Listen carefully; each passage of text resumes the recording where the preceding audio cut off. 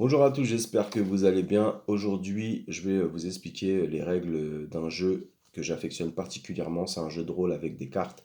C'est l'ancêtre du loup-garou de Tierce-Lieu. Ça s'appelle la Mafia. C'était créé dans les années 80, en 86, et c'est d'origine russe. Et c'est un jeu que j'ai découvert en 2000 quand j'avais que 17 ans et quand j'étais en formation BAFA. C'est nos formateurs BAFA qui nous ont appris ce jeu et depuis, bah voilà, il y a plusieurs variantes qui existent. Mais moi, je vais vous expliquer vraiment la façon et la manière dont je joue et dont j'anime des parties, puisque la plupart du temps, je fais le maître du jeu quand je joue à la mafia, en espérant ne rien oublier parce qu'il y a beaucoup de détails. Donc la vidéo va être un petit peu longue. N'hésitez pas à commenter aussi si vous connaissiez déjà ce jeu, si vous avez déjà joué, ou si vous menez des mafias, ou si par exemple il y a des règles qui manquent dans ma vidéo. Voilà, donc, première des choses, la mafia se joue avec des cartes banales, c'est-à-dire des cartes, un jeu de cartes normal. Il faut juste des cartes rouges et des cartes noires. Moi, je prends du pique et du cœur, parce que visuellement, c'est plus beau. Voilà, c'est ma façon de jouer, donc pique et cœur, rouge et noir, tout simple. Rouge, honnête gens, civil, honnête citoyen, enfin, vous les appelez comme vous voulez.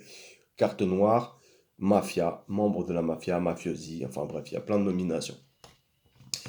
Ensuite, c'est comme pour le loup-garou, vous allez faire asseoir les joueurs. Alors certains font des rondes pour asseoir. Moi, perso, je préfère jouer sur des tables directement, donc une table à hauteur d'homme comme celle-ci. Euh, Vous mettez une longue table, vous mettez les joueurs face à face et vous leur distribuez les cartes pour commencer la partie. Donc quand la partie commence, vous distribuez les cartes, chacun a une carte face retournée. Voilà. Et pour l'instant, il ne touche pas à la carte. Certains font fermer les yeux. Moi, perso, je leur demande de fermer les yeux. Et quand ils rouvriront les yeux, ils découvriront leur carte. Voilà. Donc, pour commencer une partie, on installe un décor. Donc, j'aime bien mettre de la musique. Moi aussi, je mets des bougies. Donc, des bougies avec des petits bougeoirs. Et en gros, quand quelqu'un est éliminé, bah, la bougie est allumée. Et quand quelqu'un est éliminé, il souffle sa bougie. C'est comme si voilà, sa vie s'éteignait. Et il a le droit de garder les yeux ouverts durant toute la partie. Il faut savoir que c'est un jeu en fait qui se joue en deux phases, la nuit et le jour.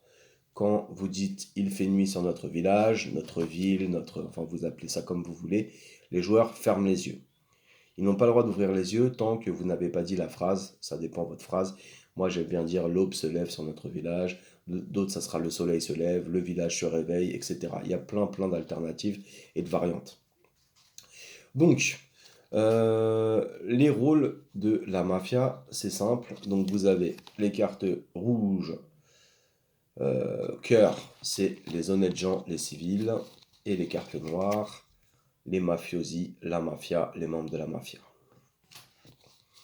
Et vous avez des cartes spécifiques. Je vais vous en montrer quelques-unes, parce que moi je fais pas beaucoup de rôles dans la façon dont je joue, mais après vous avez d'autres rôles que vous pouvez ajouter.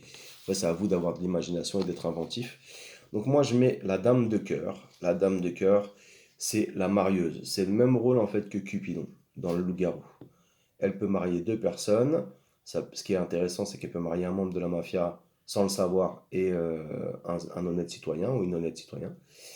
Et du coup, bah, quand ces deux personnes, quand il y en a une qui meurt, l'autre meurt aussi de chagrin. Donc ça c'est la marieuse. Le valet de pique, il a le même rôle que le chasseur dans le loup-garou, c'est-à-dire que moi je l'appelle le tueur à gage. Quand il meurt, quand il est éliminé, il peut tuer quelqu'un à l'aide d'une dernière balle qu'il avait dans son pistolet ou dans son fusil. Le valet de pique. Le roi de pique, c'est le chef de la mafia ou le parrain de la mafia. Lui, il a un rôle qui est assez important. D'ailleurs, souvent, les jeunes avec lesquels je joue ont envie d'être chef de la mafia, puisque c'est plus prestigieux, entre guillemets. Lui, en fait, il peut se réveiller tout seul, c'est-à-dire quand le maître du jeu va dire le chef de la mafia se réveille, il va se réveiller tout seul. Et il peut aussi décider de tuer une ou deux personnes, ça dépend en fait des façons de jouer. Mais le maître du jeu peut lui dire qui veux-tu tuer dans une partie et il peut tuer une, deux, trois personnes, ça dépend en fait. Ça dépend la partie, ça dépend le nombre de joueurs, etc. Mais en tout cas, il a le droit de tuer tout seul, chose qui n'existe pas dans le loup-garou. Voilà. Le valet de cœur, c'est une des cartes les plus importantes du jeu, puisque c'est le médecin. Et lui, le médecin, à la différence de la sorcière dans le loup-garou, le médecin peut ressusciter, tant qu'il est vivant, il peut ressusciter tout le monde. C'est-à-dire que le maître du jeu peut décider de l'appeler quand il a envie. Par exemple, le plus souvent, c'est quand quelqu'un a été abattu par la mafia, et il lui demande, il lui dit qui a été abattu. Et le médecin peut soit ressusciter, soit ne pas ressusciter. Euh, bon, après, la plupart du temps, le but c'est d'être en équipe, c'est-à-dire les citoyens contre la mafia. Donc le médecin doit ressusciter, mais ça arrive que des médecins ne ressuscitent pas. Donc son rôle, il est super important. Et s'il est bien stratégique et s'il prend bien son rôle à cœur, bah, c'est un élément très dangereux pour la mafia. Donc la mafia doit l'éliminer absolument s'ils veulent gagner une partie. Sans le médecin, sinon ça va être ça va être plus simple pour eux de tuer les gens et il n'y aura personne qui ressuscitera. Et ensuite, il y a le chef de la police ou le maire du village, ça dépend comment on l'appelle. Moi, je préfère l'appeler le chef de la police, comme ça fait un peu une dualité avec le chef de la mafia. Le chef de la police, il a un peu le rôle de la voyante dans le loup-garou, c'est-à-dire que le maître du jeu peut le réveiller dans la nuit et lui indiquer et lui demander d'indiquer une carte qu'il veut voir. Voilà. Donc ça, pareil, il peut le faire 2 fois, 3 fois. Tout dépend en fait du nombre de joueurs que vous avez. Personnellement, pour un jeu comme le Loup-Garou, moi je mets un minimum de 12 joueurs. Ça peut aller jusqu'à 30 joueurs. Après, au-dessus de 30, c'est plus compliqué. Mais c'est possible, mais il faut bien mener le jeu. Mais un minimum de 12 joueurs pour avoir quand même de l'intérêt et du jeu et que le jeu dure assez longtemps. Voilà. Donc, la nuit, quand la nuit arrive, le maître du jeu demande à tous les joueurs de s'endormir. Donc les joueurs ferment les yeux. Il va demander à chaque rôle de se réveiller. Donc le chef de la mafia se réveille, les membres de la mafia se réveillent. Voilà. Et quand il va dire, par exemple, les membres de la mafia se réveillent, euh, dégainer. Donc là, c'est la différence avec le loup-garou. Donc dégainer, les membres de la mafia doivent tirer. Ça, c'est le maître du jeu qui le dit. Et une fois qu'ils ont tiré et tiré vers la même personne, ils doivent se rendormir. Le maître du jeu va leur dire de fermer les yeux. Si les membres de la mafia n'ont pas réussi à se mettre d'accord sur la personne à tuer, la personne est juste blessée et il n'y a pas de meurtre et il n'y a pas de mort dans la nuit. Donc ensuite, le maître du jeu va appeler le médecin et il va lui dire, voilà, médecin, ouvre les yeux. Il va lui indiquer la personne qui a été tuée par la mafia et le médecin va décider s'il le ressuscite ou non. Voilà. Et puis, bah, en fait, la partie comment dire, va se goupiller comme ça. C'est-à-dire que ensuite, ça va être le matin.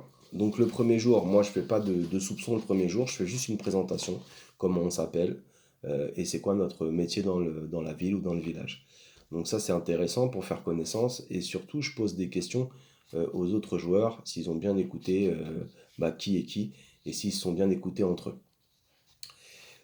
Ensuite, le deuxième jour, on va passer au soupçon. C'est-à-dire que, admettons qu'il y a eu un premier meurtre dans la nuit.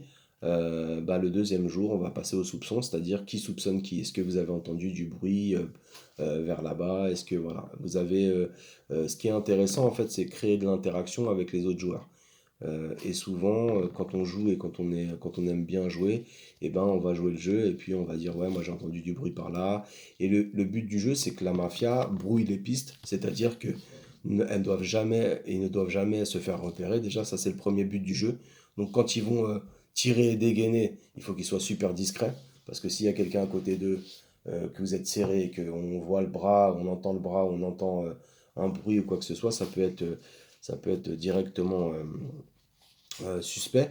Donc voilà. Et moi, la troisième nuit, donc le troisième tour en fait, c'est-à-dire le troisième tour de jour, on va commencer les votes. Et là, les membres de la mafia ont le droit de se suspecter, mais pas de voter les uns contre les autres. Donc il faut bien repérer en fait les attitudes de chacun, les votes de chacun, tout ça. Donc c'est un jeu vraiment d'observation et de stratégie. Voilà.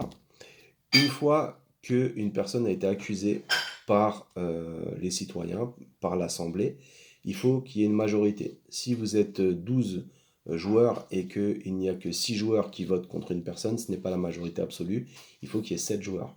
Donc ça, faites vraiment bien attention là-dessus. C'est pourquoi un maître du jeu doit mettre, entre guillemets, de façon équitable des membres de la mafia parmi les citoyens. Il faut pas qu'il y ait trop de membres de la mafia, parce que sinon, si on a trop, ça va être beaucoup trop simple et la partie va être gagnée par la mafia très très rapidement. Donc voilà. Une fois que l'accusé a été condamné, admettons vous êtes 12 et il y a 7 voix contre lui, il a le droit en fait de choisir un avocat parmi l'assemblée, il a le droit de choisir qui il veut comme avocat et l'avocat va le défendre. Par contre, ça sera l'avocat qui devra répondre aux questions. Il va se mettre au milieu, il va se mettre au milieu de la table, assis, ou il se met à l'extérieur de la table, assis, et en fait, trois personnes qui désignera auront le droit de lui poser trois questions. Donc voilà. L'avocat répondra aux questions comme il peut, et s'il n'a pas convaincu, le vote final, ça sera qui pense que cette personne est un membre de la mafia, et ben, les gens vont voter, et s'ils votent contre lui, il meurt. Quand il meurt, il retourne sa carte, ou le maître du jeu retourne sa carte, la montre à toute l'assemblée, et en fait ses yeux restent ouverts durant le reste de la partie. Moi souvent ce que je dis c'est tes yeux sont ouverts, non ta bouche est fermée, mais tes yeux sont ouverts pour l'éternité. Ça j'aime bien. Et si vous avez une bougie, vous pouvez souffler aussi la bougie, comme ça montre en fait que lui, sa bougie est éteinte, et en fait qu'il est mort. Voilà. Voilà un petit peu comment dire, tout ce que je peux vous dire sur la mafia. Il y a d'autres alternatives, il y a des variantes. N'hésitez pas aussi à mettre des rôles. Il y en a qui mettent une balance dedans. Il y en a qui mettent comme le rôle de la petite fille dans le loup-garou. N'hésitez pas à rajouter des rôles au fur et à mesure que vous allez jouer. Et puis voilà, en espérant que j'ai rien oublié. J'espère que cette vidéo vous sera utile pour y jouer. Et moi, perso, c'est un jeu que vraiment j'affectionne beaucoup, puisque ça fait plus de 20 ans que je le fais et que à chaque fois, c'est la même chose. Il faut que les gens soient sérieux, bien évidemment, qu'ils trichent pas. Ça, c'est important. Quand on dit ouais, fermez les yeux, il faut vraiment que les gens aient les yeux fermés et jouent le jeu. Et surtout, il faut pas que chacun qui est côte à côte, en fait, se murmure son rôle, en fait. Le but, c'est que voilà, on soit vraiment impliqué dans le jeu.